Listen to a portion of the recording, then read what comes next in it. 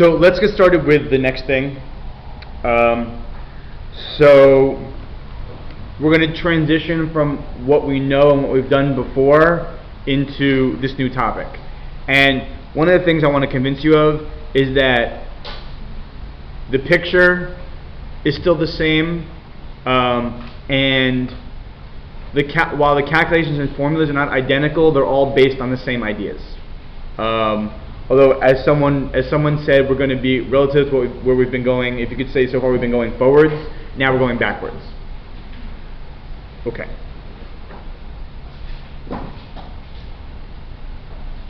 So let's talk about this question. What is the probability that x bar is between 80 and 100? And let's take mu to be 90, sigma to be 20, and n to be 10. And let's say the population has a normal distribution. So how do we go and do this problem?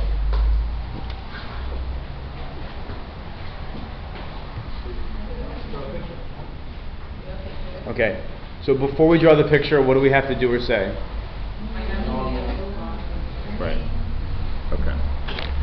So first of all, mu for x bar, and what is mu for x bar? It's 90. And then what else should we say? Standard deviation, what's the notation for that? Sigma x bar, and what's that?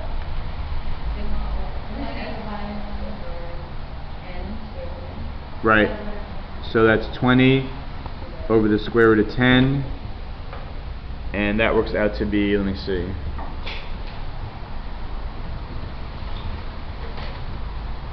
Okay. And we don't need that many places, so okay. 6.3246.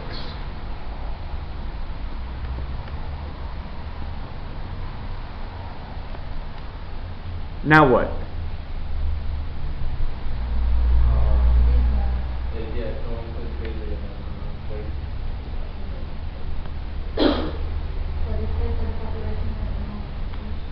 Right. So we have to say two things. First of all, we have sigma. And n has to be greater than 30. Now n is not greater than 30, but is that the only ticket to the ride? No. What else will give us that it's normal? Sigma. Not greater than 10. That's for proportion. They have sigma. Have sigma, and we need something else. Yeah. And the population is normal. Now, again, we're sort of sliding over, we're sort of taking a shortcut, but the idea is that if the population has normal distribution, then also x bar will have a normal distribution. Remember that those are two different distributions. That's what we talked about some time ago. But it works out because it sort of inherits the same property. So the fact that 10 is not greater than 30, it doesn't make a difference. Right. Once you have the population is normal, that's it. And sigma. And sigma, right. Oh wait, actually I should say, and the population is normal. Okay. So we have it and we're good.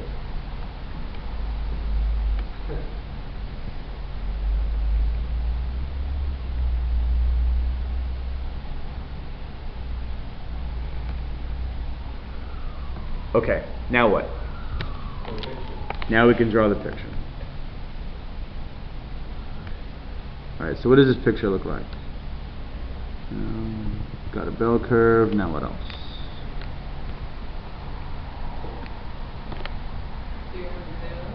Okay, 0 in the middle for Z.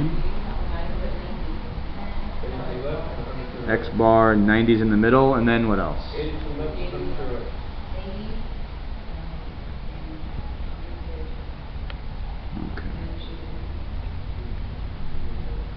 Alright, wait, my picture's a little lopsided, hold on.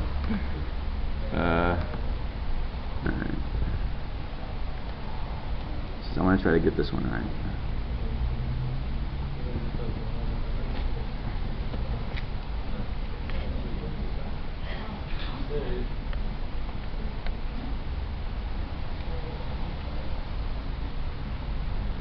Okay.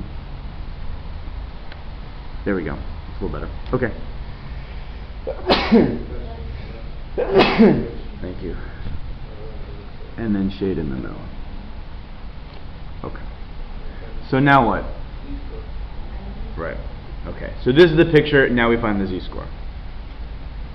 So z equals what?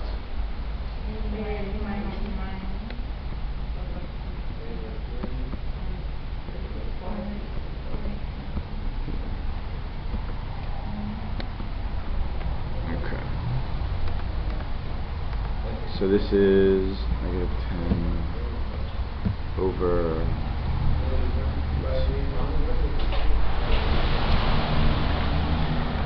negative 1.5811. Okay. So here's the z-score here. And what else can we fill in? Yeah.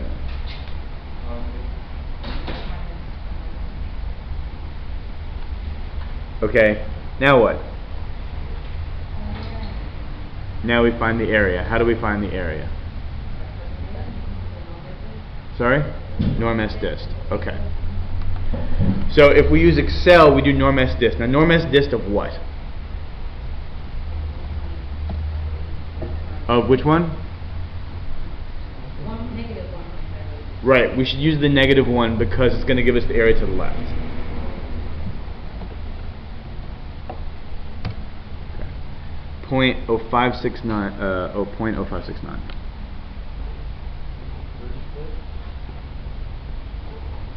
Now, as soon as we know that, what else can we fill in? The other side. And now, as soon as we know that, what else can we fill in? The middle. Right. So how do we find the middle? You add them together and then what? And then 1 minus that. Exactly. So instead of adding, I'm just going to say times 2. Okay. So 2 times 0.0569, that is 0.1138. And 1 minus that is 0.8862. So we can now label the middle 0.8862.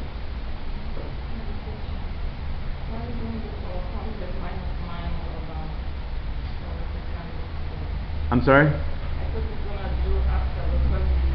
Uh-huh. Oh, yeah, because we need the second z-score. Why did we not need to do a calculation to find the second z-score? Because it's symmetric. You do the 80 minus 90, it's going to be negative 10. 100 minus 90 is going to be 5%. This happens to be that way in this case. Uh-huh. We're going to see a lot of that, though, and you'll see why. Uh-huh. Because if you do the calculation, you get negative 10 over 6.3246. And then the other z-score is going to come from the calculation positive 10 over 6.3246. And exactly, well, that that negative 10 or positive 10, that represents the distance from the middle. Or, to put it another way, the distance from the middle is 10. This is that in one case it's 10 to the negative, in the other case it's 10 to the positive. You dig? Okay, because this is going to be very important for what we're doing. Yeah. Normally we would do the larger area, well, this.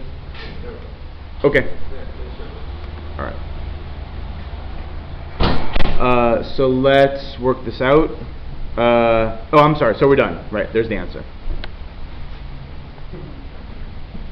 That's it. Because the question was between, so we got the between probability, so we're done. Okay. So any questions about this? All right. Let me also follow up by showing how to do this in StatDisk. In StatDisk, again, we're working in a normal distribution. What is it that we know? You know the z-value, 1.5811. You can evaluate it, and God help us, it gives us everything. Okay. So, and there's the central area, and it's correct up to rounding, so that's fine.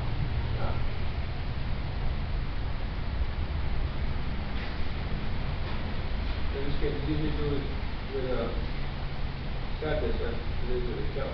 You have to do one right. Could be. Yeah. It's essential point 861, and then. Right. Up to rounding. Oh, okay, right. Yeah. Because the 4 is not actually getting the 5 to round. Right. You still have to know that both have done your thing, because the left side says 0.94. Right. No. But it's not left tail, right tail. It's I put in the z value of 1.5811. So it's to the left of that value and to the right of that value. Okay.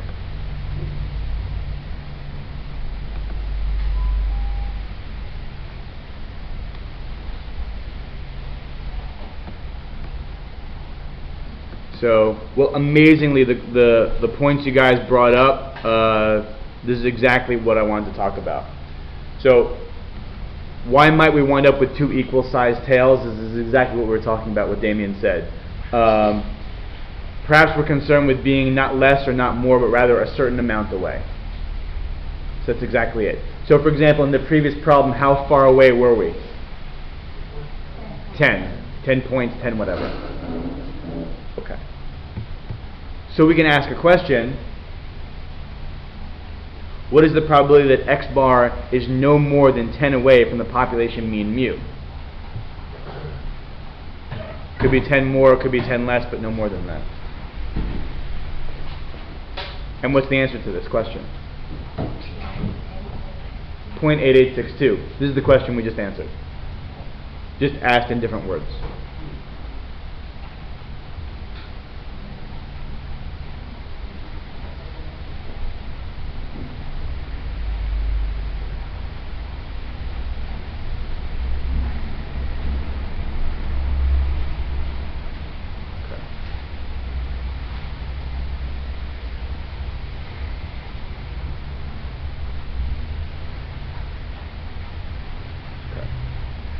So a little bit of terminology.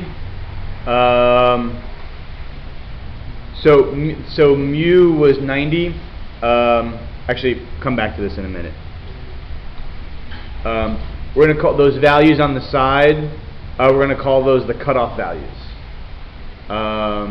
They just wherever the central area is, we think of 80 and 100 as cutting it off. So I'm going to call them the cutoff values. Which values? The values on the ends, the 80 and 100. Okay. Yeah.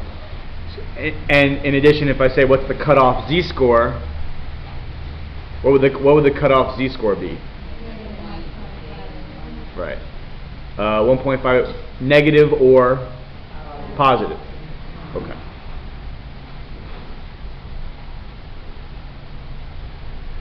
So what I said to start is that we're going to take all the stuff that we've done and we're going to flip the script. So that's what we're going to do. We're going to take this whole thing and go backwards. So just to give you an idea of where we're going, in this problem, we said let's start with the x values, and then you're going to tell me the probability. Today we're going to talk about going backwards. You give me the probability, or start with the probability. What are the appropriate cutoff values? So that's one part of what we're going to do. In terms of procedure, that's what we're going to do. But I want to give you an idea of what this means and why this is an interesting thing to do, or how it comes from an interesting question to ask. Okay. So what we just found is that we can say with 88.62% confidence, x bar is between 80 and 100. That's what we just found.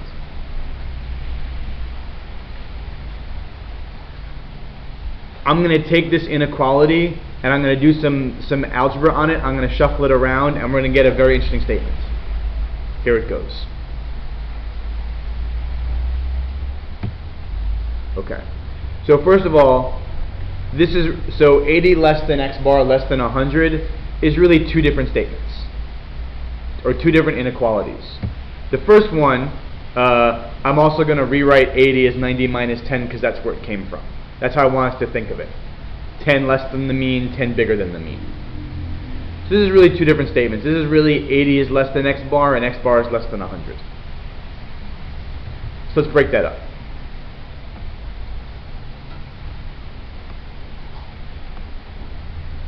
So for viewing pleasure, I'm just going to pay more attention to the magic show on the left side. The right side works similar. So we have 90 minus 10 is less than x bar. Well, what was 90 from the problem? Right, that was the mean. So I'm going to write it out like that. This is just mu minus 10 is less than x bar. Well, I'm going to add 10 to both sides. I'm going to get mu by itself. If you have mu by itself, this says that mu is less than x bar plus 10.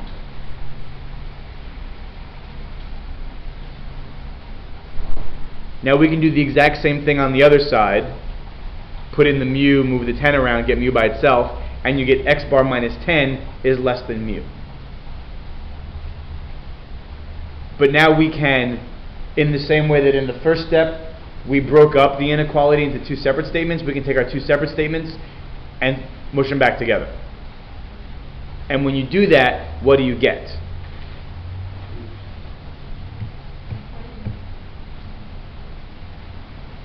You get this.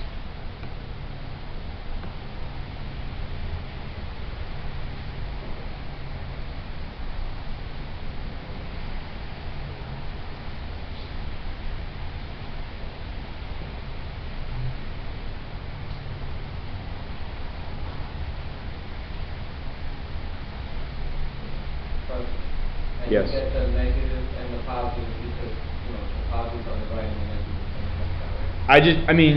I just put them together I just put them in order. X bar minus 10 less than mu, and mu is less than x bar minus 10, x bar plus 10. So I just put them together.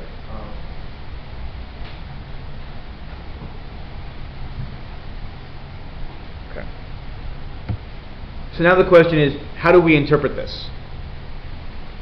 Right. So far it looks like I'm just moving symbols around. What does this mean?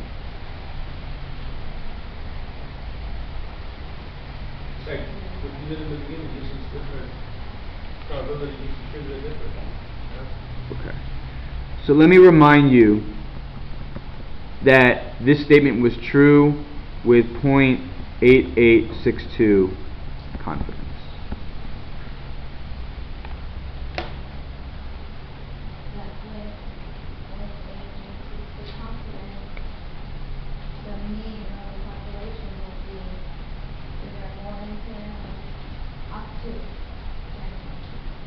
That's exactly it. So notice that this is making a statement about mu.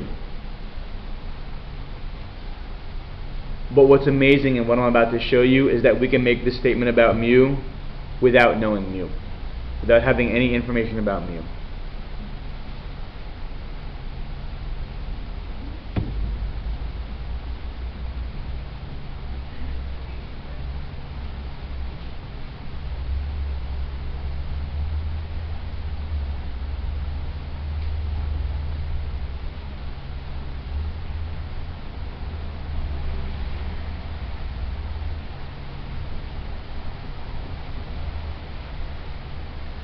So what we're doing is we're giving a certain range of values for mu at a certain level of confidence, much like what Oshert just said.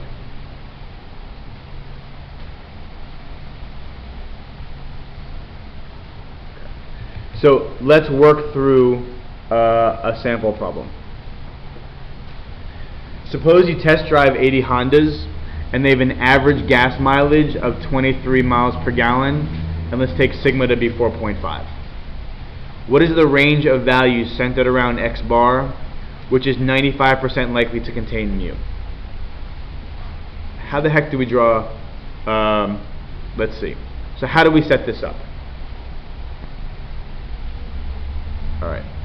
So what I'll tell you right now is that with confidence intervals, the first thing, well, we're going to be writing down two things. We're going to write down the picture and the formula immediately. You don't know the formula yet, so you can't do that. But that's what we're going to do. So for now, let's just draw the picture.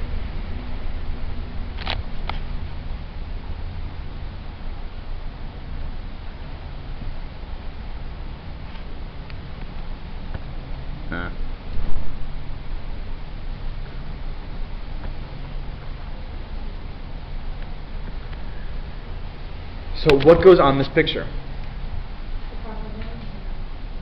Exactly. What is what are the values that we know that we can put on the picture? The probability is 0.95. Now where does that, in terms of probability, where does that go on the picture? Yeah, it goes in the middle. Exactly, and we have two equal tails.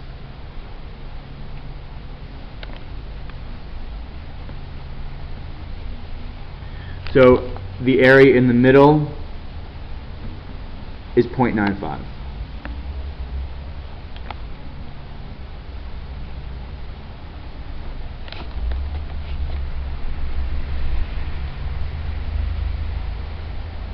Now what value goes in the middle?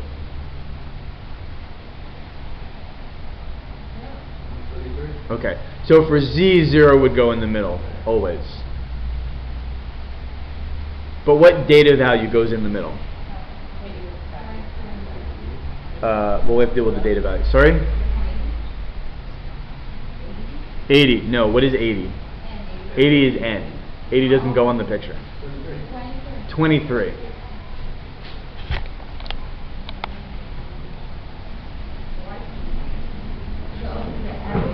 Why 23? So I'm almost afraid to explain this because I'm afraid the explanation will make it more complicated than it is. Basically 23 is the only average that you have, so it must go in the middle. That's one way to look at it. Okay. Another way to look at it is think about the problem that we just did. We're going to make a range of values for mu, and what in that range of values, what number goes in the middle? What data value goes in the middle? X bar goes in the middle. Because the range of values, just to use the numbers from the previous problem, is x bar plus 10 and x bar minus 10. So what number is halfway in the middle of x bar plus 10, x bar minus 10?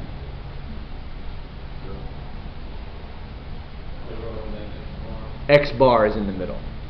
Okay. Now, again, I hope the explanation doesn't make it more confusing than it is. But this is a change from what we were doing before. Before we talked about the distribution for x bar and mu goes in the middle. But now we don't have mu. Mu does not come up at any point in terms of having a value. So what we're, in a sense, what we're doing is what's a range of values for mu? And to get that range of values for mu, x bar goes in the middle. So I make a big deal about this less because I'm concerned for one of these sorts of problems, which are called confidence interval problems. You're only given one average value. It's kind of clear where it has to go. However, when you get back to hypothesis test problems, there are two different averages, and you should understand which one goes in the middle and why. So, for these sorts of problems, which are called confidence interval problems, we're trying to find an interval for mu. We don't know mu, so the only thing we can put in the middle is x bar. Hypothesis test questions, which we just finished working on and just had the exam on, it's sort of the opposite. We make a guess for mu. And once we make a guess for mu, where does that number have to go? That number has to go in the middle. And then you plot your x bar wherever it goes. So again, we flipped the script. We're changing the roles of these two things. Hypothesis test question, make a guess for mu. These sorts of questions, which are called confidence interval questions, the only thing you have is x bar, and you're trying to, from scratch, say something about mu. So x bar has to go in the middle. Yes, absolutely. Okay.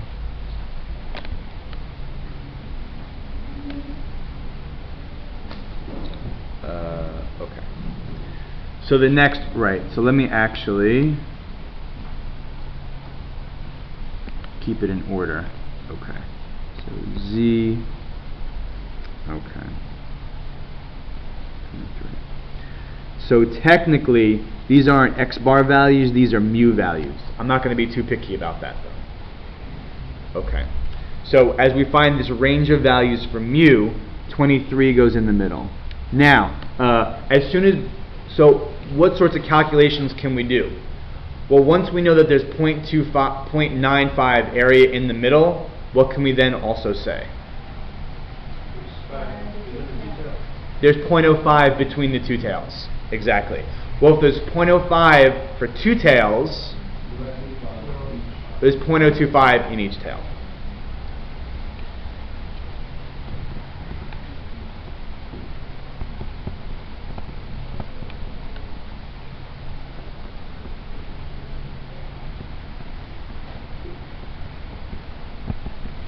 Okay. So let's go and fill that in on the picture.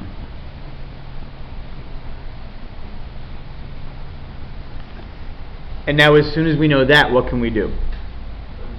Now we can find the z-score. So if we go to Excel, what are we going to type in? Norm S dist of 0.025. Exactly. Or would it be negative?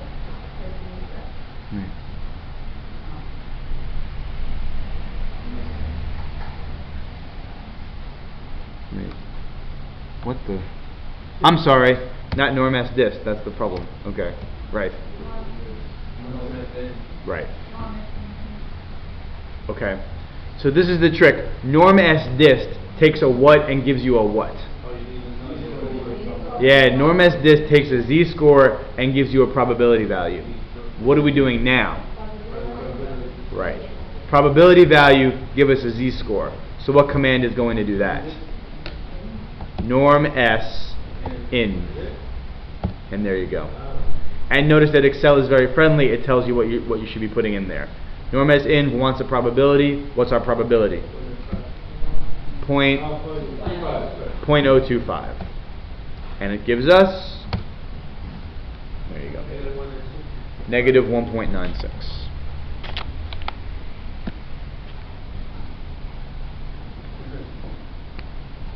And as soon as we know that, what can we immediately fill in? The positive one. Okay. So let me take a moment to jot that stuff down. So have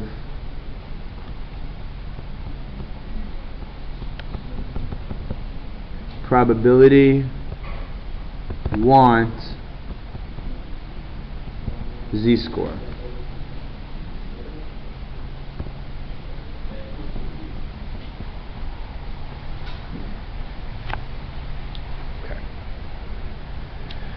So now this still doesn't give us the range of values.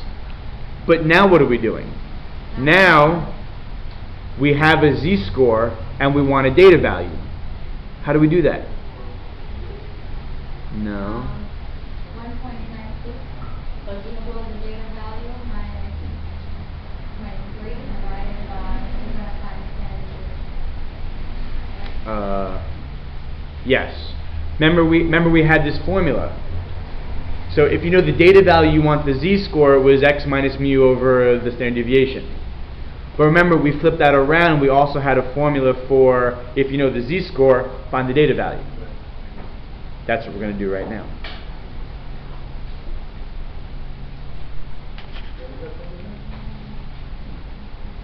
So here it is. So to get those values, you do mu plus z times the standard deviation. And what is the standard deviation in this case? What's the notation for it?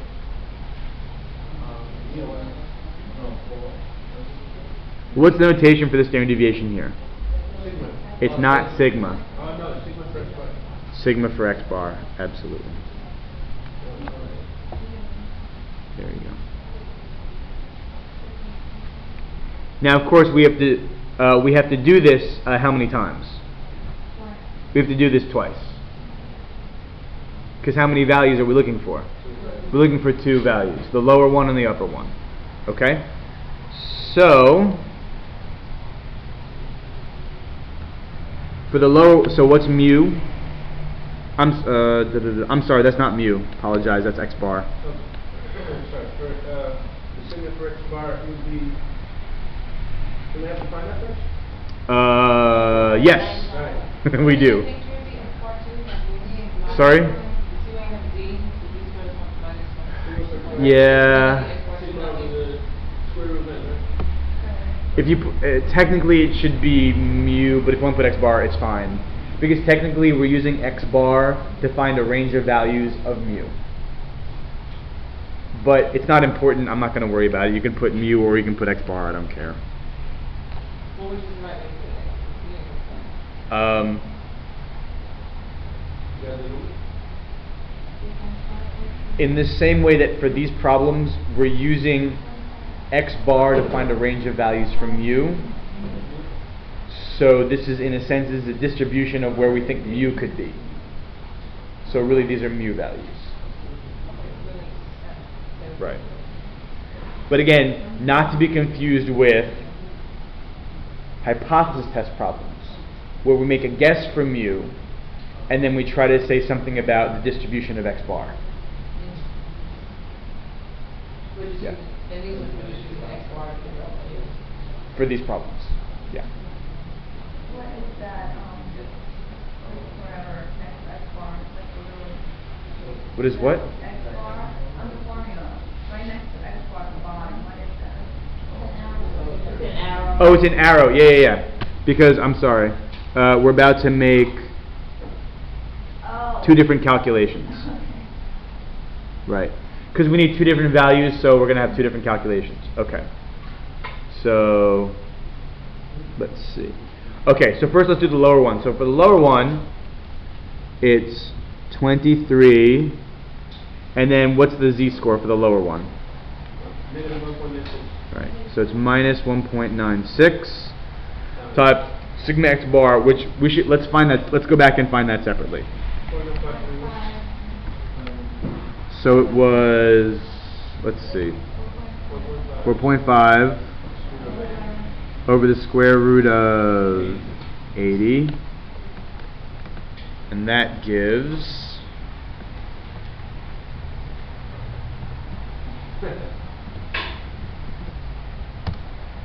0.5031.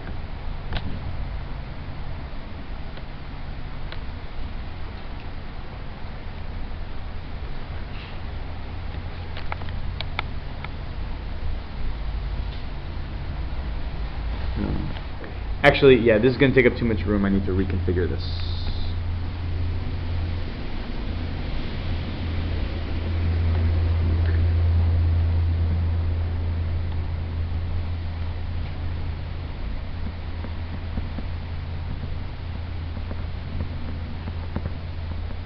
Okay. So this gives 23 minus something.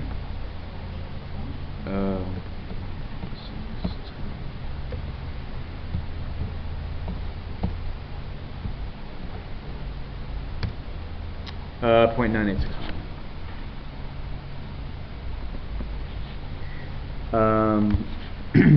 So that's going to be 22.0139. Okay. And then how do we get the other value? Just make it a plus. 23 plus 1.96 times 0.0531. 0.5031. 23 plus 0.9861. So it's 23.9861.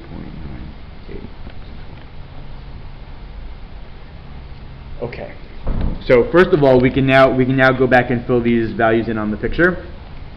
So the lower one was 22.0139, and then the upper one was 23.9861. Okay. So now, we've done all the calculations, now we need to write down our statement or the answer to the question. So what is the range of values centered around x bar, which is 95% likely to contain mu? So, I just restated the question, which is right there. Alright.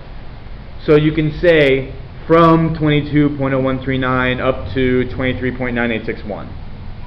So that's one way to answer this question, but in addition I also want to tell you the statistics terminology and the proper way to say this. This is the range, so, is it in between, should we just subtract the half? What's that we have? Yeah, well, okay, so that's when you have data. The question is what is the range, highest, minus, lowest. This is just what is the range of values. So from where to where. So range in the traditional sense. I'm not going to call it range anymore in a second. Okay. So one of the proper ways to say this is we're going to use confidence again. We are 95% confident that the population mean mu is between those two numbers.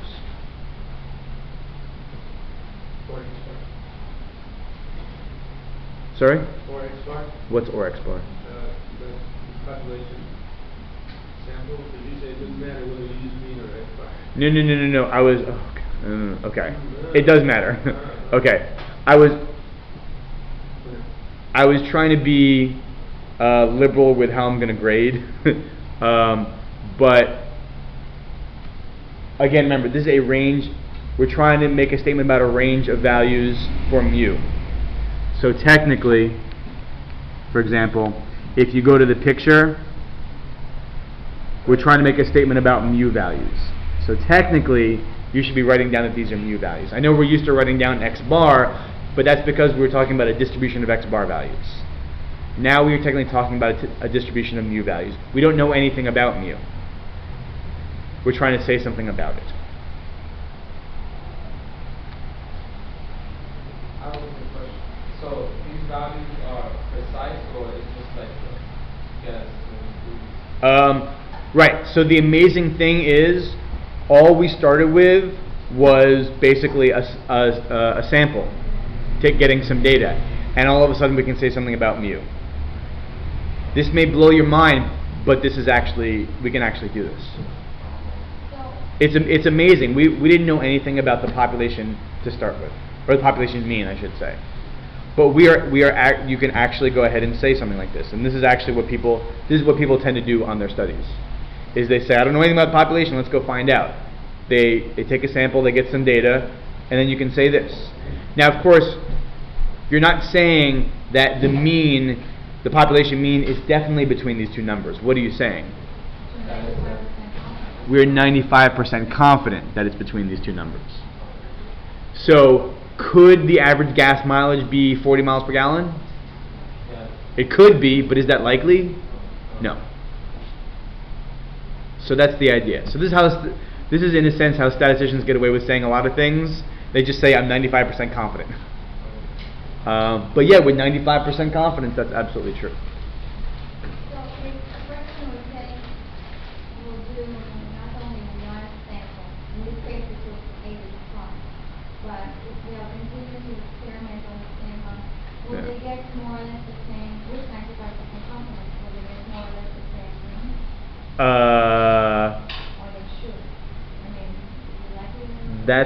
That's an interesting real-world question. If you do more studies, how do you interpret that data?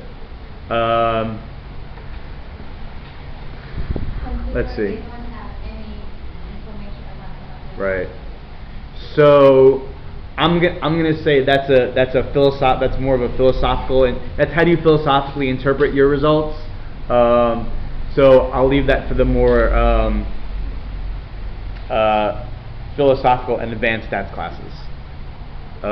So for now, we'll just take each individual study on its own merits. You did say once, the more studies you do, the more experiments you do, the closer you get to the mean. I'm not going to say, Well, the more studies you do, the more conclusions that you have, and maybe, hopefully, and again, this is why people do research, this is why people do studies, is if there are lots and lots and lots of studies, you can try to put them together and make try to draw a conclusion from all the conclusions. Now, of course, in the real world, you have to be careful, because not every study was done exactly the same way.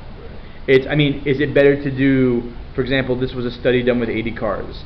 Is it better to do 10 studies with 80 cars or one study with 800 cars? It's better to do one study with 800 cars. But in the real world, do we In the real actually world, right. have, can we actually measure the population? How can you, like, it's so much? It's Right, exactly. You can't. So in the real world, you cannot measure the population almost all the time. So what do? You do studies like this.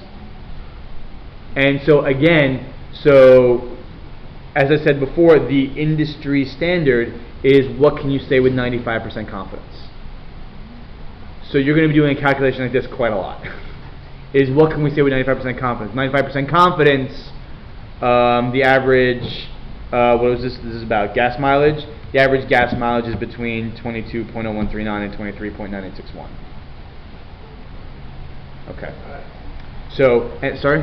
So that's high, I only get 14. That depends which car, I guess. Okay, so this is one way to say it. Now I'll introduce you to what this is. These are really called confidence intervals. So why is it called a confidence interval? You have a certain amount of confidence that the value mu is on a certain interval. So there you go.